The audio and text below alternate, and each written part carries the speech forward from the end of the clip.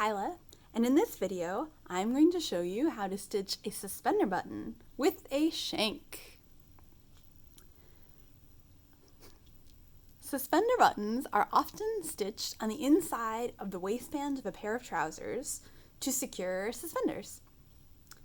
If you look closely at a suspender button,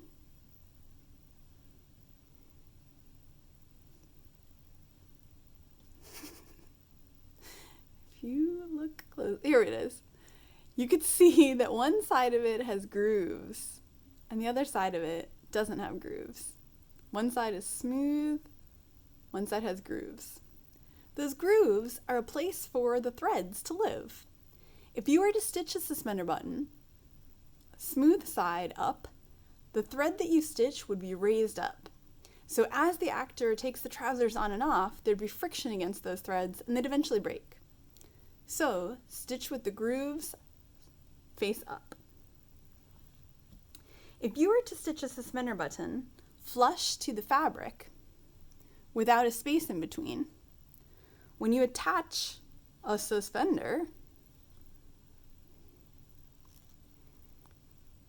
it would draw up the outside of the fabric and not look smooth, which is not a look you want for the outside of a trouser. So we're going to stitch the suspender button with a shank, which is a space between the fabric and the button.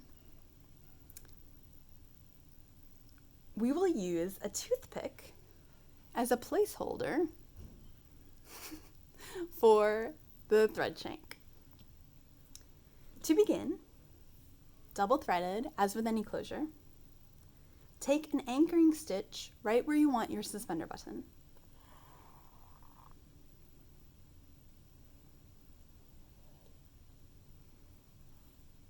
Then, thread your needle from the back to the front through one of the holes. Send your needle into the hole next to that hole, following the groove. For the same reason that you don't want the threads raised without the grooves, you also don't want to stitch in an X. That would cause the threads to be raised. So think of an equal sign, not a multiplication sign.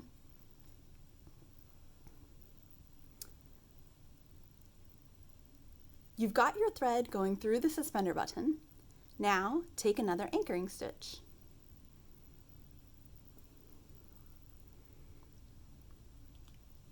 Lift the suspender button up slightly and place a toothpick underneath that stitch.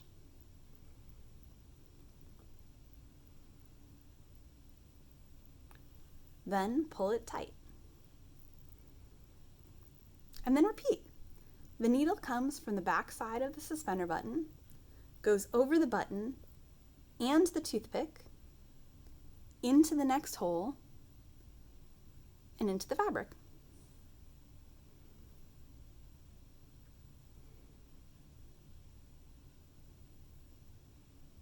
So the needle comes underneath the suspender button, through the hole, over the toothpick, and into the fabric.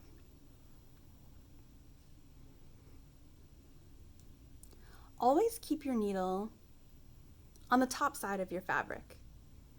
It would take extra time to go underneath. And often when you're stitching a suspender button, you don't want your stitches to go through all the layers. You just want them to go through the waistband.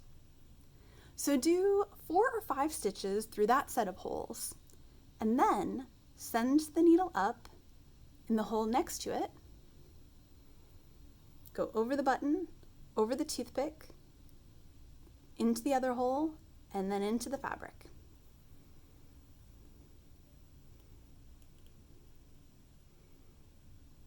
If it gets a little tangled, remember you're the boss. Tell those threads where you want them to go.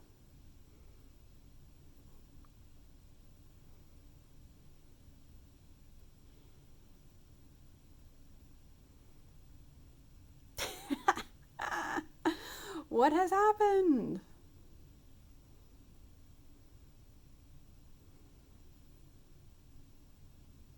Interesting.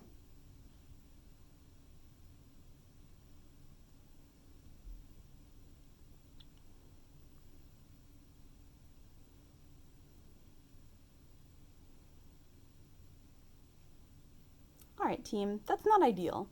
If that happens, where the threads are really caught up like that, start over. Guess what? I'm not going to start over. I'm going to keep this mistake in so that I can continue the demonstration. And I'll add to it the lesson that accidents happen. Sometimes your thread gets caught, and if that does, then just cut it out and start over again. So if I was doing this for real, that's what I would do. But since I'm doing this to teach you how to stitch a suspender button, I'm not going to redo it.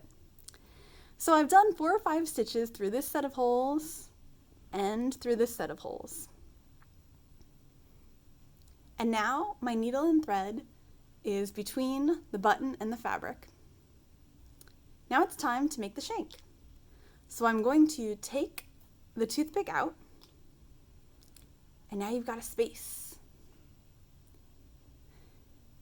Take the thread and wind it around the base of the suspender button tightly 5 or 6 times.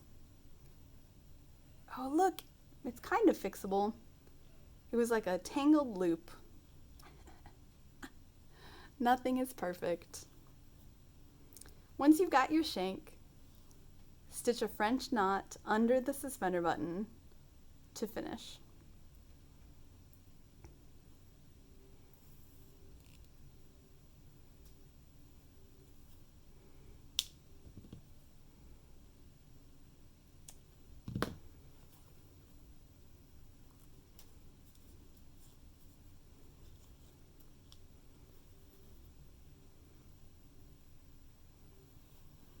Well, it works. A suspender would attach to it. If you make mistakes, it's okay. You can always go back and fix them. I would just cut the suspender button off and do it again without that loop.